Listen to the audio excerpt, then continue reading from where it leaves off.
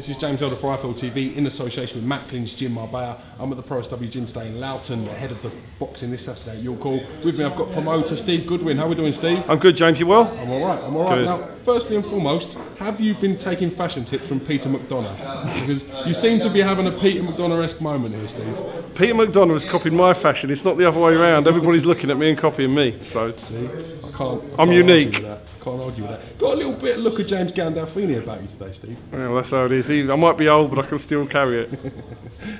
Talk to me about the boxing. We just witnessed the weigh-in for your card, the main event Saturday. Chaz Symonds versus Michael Lomax. No love lost on these two. They seem to really have a dislike of each other. No, I don't know why. They're both nice guys, and I know both of them well. I look after them, but for some reason they just seem to just fuel each other's fire. But it's going to make for a great fight on Saturday. I mean, for both of them, it's crucial. For Michael, it's his last fight ever. He's retiring whatever happens, and for Chaz, as he said, he retires if he loses. So at the end of the day, it could be the last fight for both of them, or for Chaz, if he wins, then he could go on and compete for titles. So I think it's a great fight, and it's a good top of the bill. I mean, you saw the animosity between them today, and stylistically, they look so different in height and in reach and in attitudes. It makes for a really interesting encounter, doesn't it? For sure, and you know, Chaz is going to come out all guns blazing. I think he'll go for Michael earlier. I think it will be a rougher fight than it was last time. I think for Chaz, he's going to have to try and impose himself early, and for Michael, we know what Michael brings. He's a top-class amateur. He's got great boxing ability, and it's whether Chaz can overcome that. I think it's a good fight. I'm really looking forward to watch. I mean, Chaz Symonds and Michael Lomax, last time they fought, in between that, Michael Lomax got wiped out by Liam Williams in a very convincing performance from Liam Williams. Yeah. Do you think that will influence the way Chaz goes about trying to do his work? Saturday? I think psychologically it will help Chaz, because he's seen Michael get, and he was totally taken apart by Liam, but then Liam is potentially above British class, and when we took the fight for Michael, we knew that, but it was an opportunity for Michael that at his age he couldn't turn down. He wanted to compete for it. But with all due respect, Liam Williams is top notch. So the fact that he could beat Michael Lomax like that, I mean, people of that ilk, you know, can do it. So, but for Chaz, watching it happen, I think psychologically, a boxer seeing that happen to his opponent is going to lift him a bit. And for Michael, whatever happens, a loss like that's going to stick in his head. So, there's a lot of questions to be answered tomorrow night. It's going to be a packed York Hall, and I think it's going to be a fight to savour. Real interesting fight as well. Ryan Crashbang Taylor in action against undefeated Danny Gunn. Yeah. Danny Gunn looks to be a really talented young kid. Ryan Crashbang Taylor, he's got 9 good wins on his record. He's looking to push on for bigger things. So real interesting domestic matchup, that one. Again, we signed Ryan last year, and I said to Ryan that I would try and build him up to bigger fights and titles, and this is the first step. I mean, Ryan really is a performer that should be getting TV exposure. He's definitely that quality of fighter. But Danny's an unproven young kid who's going to come in all guns blazing. We're a cracking fight. And again, that's what we try to do. We don't believe that when we bring our fighters through, they should have total 80, 72 fights, 190 fights. They should be tested, because at each level, and if you come through one test, you go to the next test. And we believe that that's the best chance we've got of getting our fighters through to British titles. We don't think building up to fighters to 10, 12 and 0, fighting, with all due respect, people that are too far below them in class, does actually help them in the end when they go for the big titles. So, you know, Ryan's got a good test, and he wants a good test, and hopefully he wins that and then goes on to better things. So, interesting character, David Abraham, fighting on the card as well. He's gone from lifeguard to saving lives to potentially putting his own life in danger and being in a real battle this Saturday at York Hall. Yeah. What do you make of him and his story? I think he's got a great story. Sparring by Mainstavern last year, and he's a really nice guy. And you know, his heavyweight division is wide open. You've got the few at the top and Dillian White coming through, but if you look at the heavyweight division as a whole in the UK, I think there's potential for new stars to break through, and David's one of those that could well break through.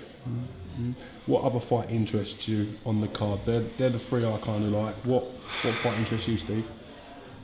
I like the Tony Conquest fight. It's Tony's come back after his loss to Oval Mackenzie. He's fighting a tough foreigner, and I think that's a decent fight. I'm looking forward to see the debut of Billy Long. Billy has actually set a record today for being the biggest selling debutant on a Goodwin show in 5 years. Wow, how many did he do, Steve? Don't mind me asking. Well into many hundreds. Wow.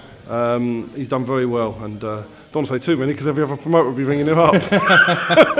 But he set a record, let's leave it at that. Yeah, exactly. But let's leave it at that. I'll be surprised if many promoters in the UK have ever had a debutant sell so many tickets. Okay.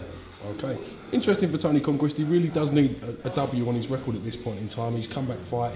Be interested to see how he gets on and how he feels in himself comes out. Well, Tony retired, didn't he? He retired, had enough of the whole sport, and he's come back now, and hopefully this fight will lead him to back into British title contention, because that's where he should be.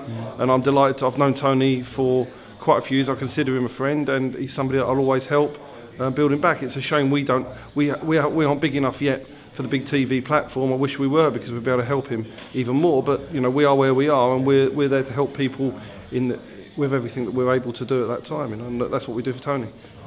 Interestingly enough, caught your show last week on the Matchroom Fight Pass as well. Really interesting development, that seeing that kind of link up and pushing your fighters forward through that avenue. Yeah, and I think if you look at the quality of that show last week, it was as good a show as we've produced in 5 years. Smile Markham was a great fight. Smile Markham was great. Larry Condayo I thought was sensational. Johnny Garton's improving beyond all recognition. I think he's improving since I managed Johnny. He's had 3 fights and 3 stoppages. He's improving, and there's some real good talent on the undercard. Josh Kennedy, I think, is an absolute superstar of the future. I think this kid looked very sharp. This kid, Josh Kennedy, is going to be the real deal, and I was so impressed with him.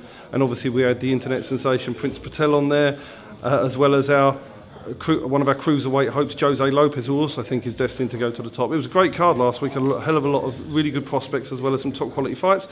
And we expect, as time goes on, to be developing many more of those type of cards. Well, and it's great to be associated with Matchroom, because we're working with them, and it's great for our boxers, and I think Matchroom are getting a good benefit from it as well. When I say to you the 2 words, Prince Patel, what instantly goes through your mind? Different. Controversial. Upsets a lot of people. We've had an awful lot of feedback. Obviously, your YouTube channel's had 21,000 viewers.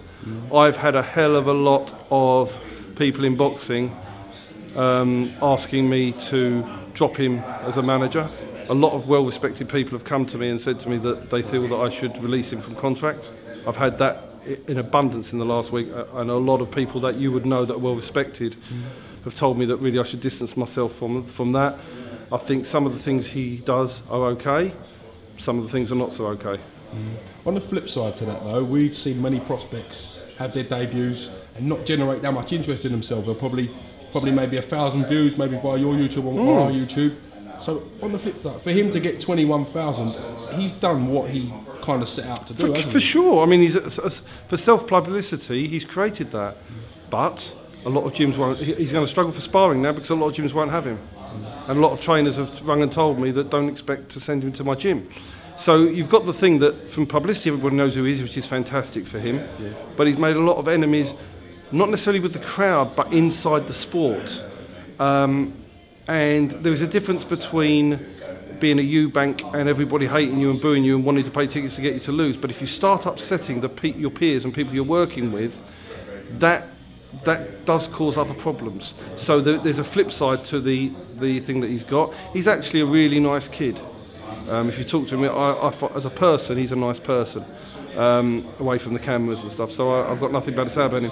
But it is a difficult situation to control what he does, and obviously the thing, and get the positive sides of it and not the negatives. There's an awful lot of bad feeling from boxing people from that last week. And obviously as his manager, I'm on the receiving end of that. I appreciate that. If he is on the next card or next show, and he has a dramatic increase in followers and in people even wanting to see him lose, is that not necessarily a good thing for you and for GOODWIN? I'm not saying there's a difference between what's good for me in terms of monetary. Money-wise, of course, if that happens, it would help his ticket sales. It might help him bridge forward. So that's obviously, from a money point of view, that's fine. But you've got people that I respect really saying to me, I'm not coming to your shows. I'm not putting a boxer on your show if you have him on. I won't have a boxer on the same time as him. If he's on the card, we're not going on. So that causes another problem. So, you know, at the moment, I'm evaluating it and trying to sort out the situation and decided how we play it. So I saw him yesterday. He's a nice kid. But you know, I can't alienate myself from boxing people as well. But you know, he's a talented fighter. He's got charisma, but some things were a little bit too far. Okay. Well, listen, Steve, I really appreciate you answering my questions so honestly and so frankly. I'll be at your show tomorrow. I'm looking forward to a cracking card, and I'll see you at your goal. Thanks, James.